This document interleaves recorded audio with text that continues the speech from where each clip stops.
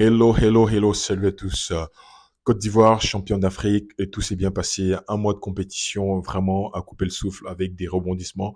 On était vraiment contents. Après la fête, on a construit des stades littéralement. On a fait 4 stades flambant neufs et 2 qu'on a rénovés. Mais que deviendront ces stades-là après la compétition? On en parle tout de suite dans Tout se passe en Afrique parce que ce sont des actifs immobiliers. Il faut qu'on en parle ici et maintenant. Ne quittez pas, à tout de suite. Never, never, can never be late.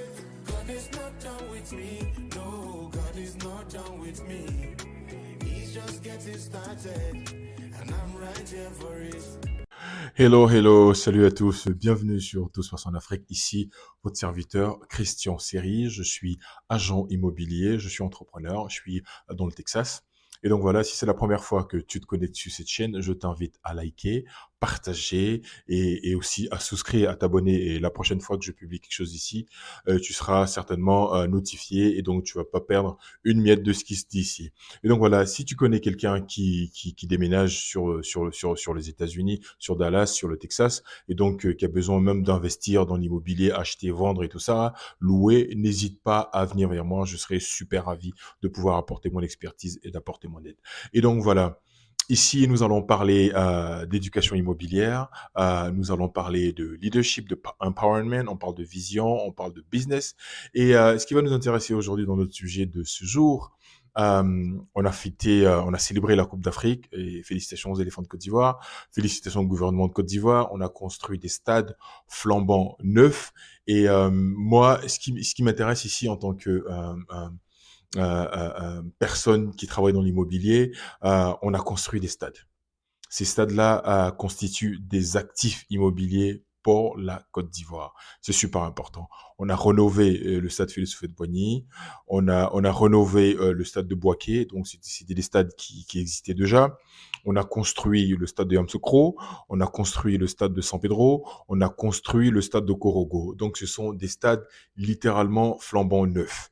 L'État de Côte d'Ivoire a dépensé près de 500 milliards de francs CFA, soit environ 760 millions d'euros pour construire ces stades-là. Et on a fait 24 stades aménagés pour les équipes parce qu'il y avait 24 équipes, donc 24 stades d'entraînement pour les équipes. Et ce que j'ai remarqué aussi, ces stades d'entraînement qu'ils ont fait pour les équipes, ça a été fait dans des établissements scolaires. Donc, ce qui va permettre aux établissements scolaires là, dans ces villes où il y a eu la CAN, de bénéficier des installations après la Coupe d'Afrique. Donc ça, c'est un bon point.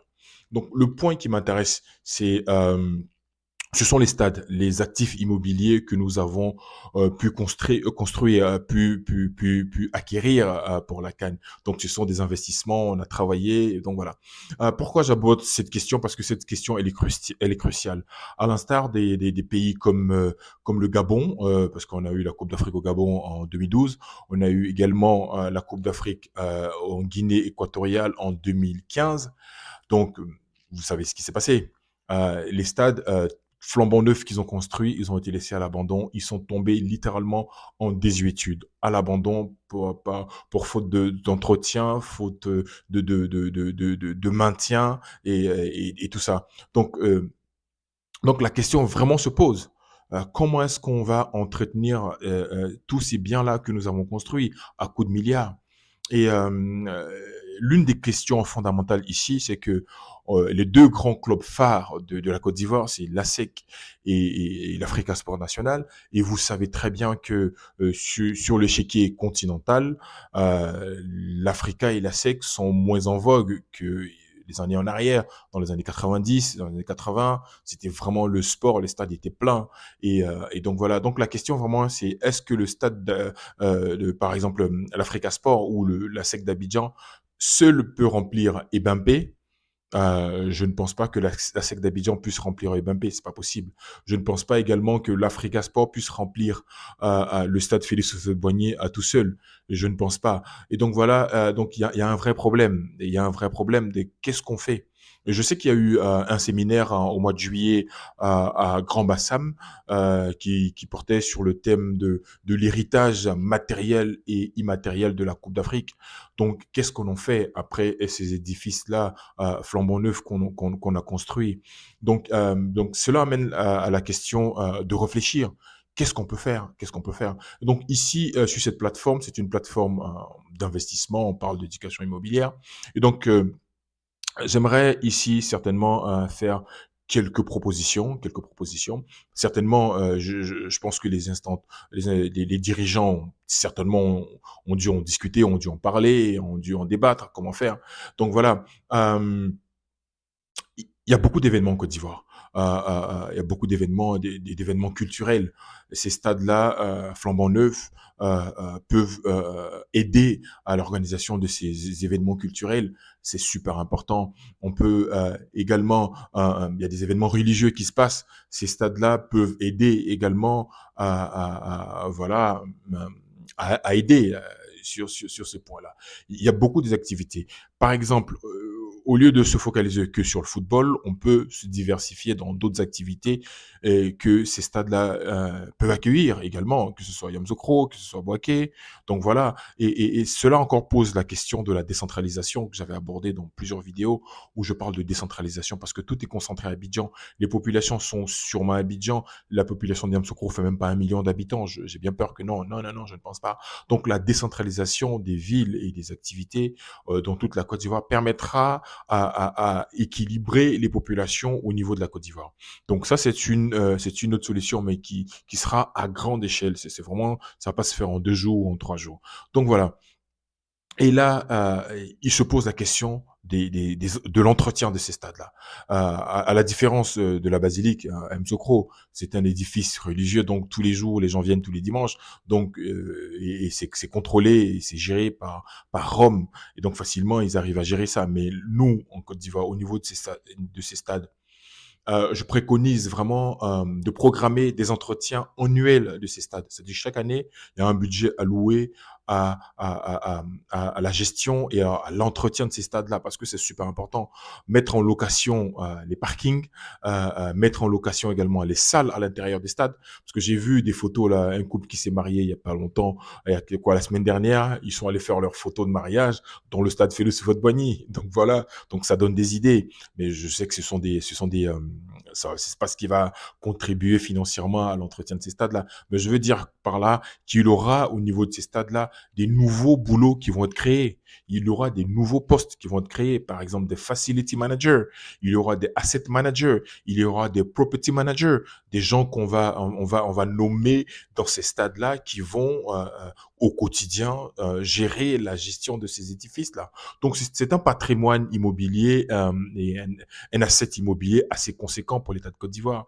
Donc l'entretien, la mise en valeur de ces stades-là et certains concerts aussi, voilà, comme j'ai dit, dans la musique, ça va permettre à ces stades-là voilà, de servir quand même un concert à Boaké, des concerts à décentraliser à Mzokro. Je sais que les populations, ça suit pas. Mais voilà une vraie question au niveau du gouvernement. Encore, je reviens encore sur la question de la décentralisation.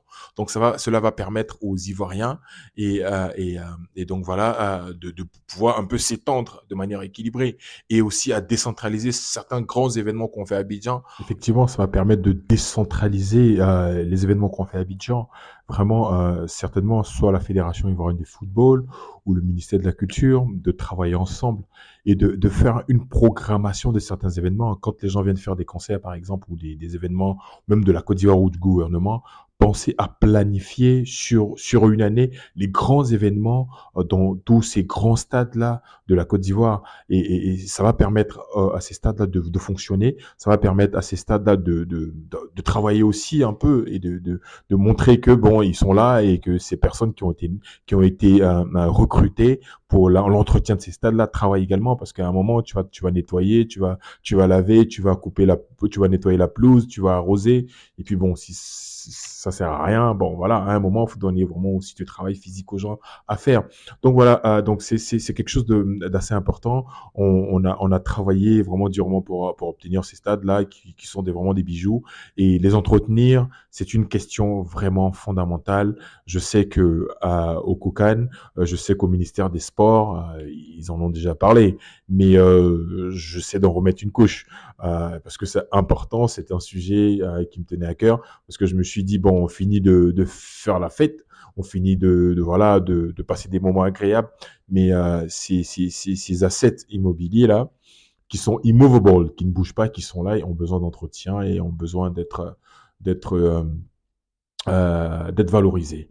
Et aussi à la FIF, pardon, de pousser et de réveiller cet engouement-là qu'il y avait pour le football ivoirien, le football local, pour que les gens puissent se déplacer. Par exemple, le Lys de San Pedro, par exemple, si on leur donne le stade de San Pedro littéralement à eux pour qu'ils le gèrent, ce serait pas mal. Parce que le Lys aussi est en vogue. Donc les stades qui sont en vogue ou les équipes de l'intérieur du pays, dans les provinces qui sont en vogue, voilà, à Boaké, à Korogo, de leur permettre d'utiliser ces stades-là également. Donc, je pense que ça va permettre à ces joueurs-là de jouer dans des conditions vraiment réelles de championnat et de grandes équipes, quoi.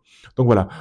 Si ce contenu t'intéresse ou ça t'a plu, n'hésite pas à faire un commentaire. Si vous avez aussi des idées de votre côté hein, pour pouvoir permettre à l'entretien de ces stades-là, de ces édifices, n'hésitez pas à faire des commentaires. Donc, j'aimerais t'inviter à liker, à partager et à souscrire. C'est comme ça, vous allez donner de la force à ce que je fais ici. En tout cas, merci à vous et à très très bientôt. Allez, salut.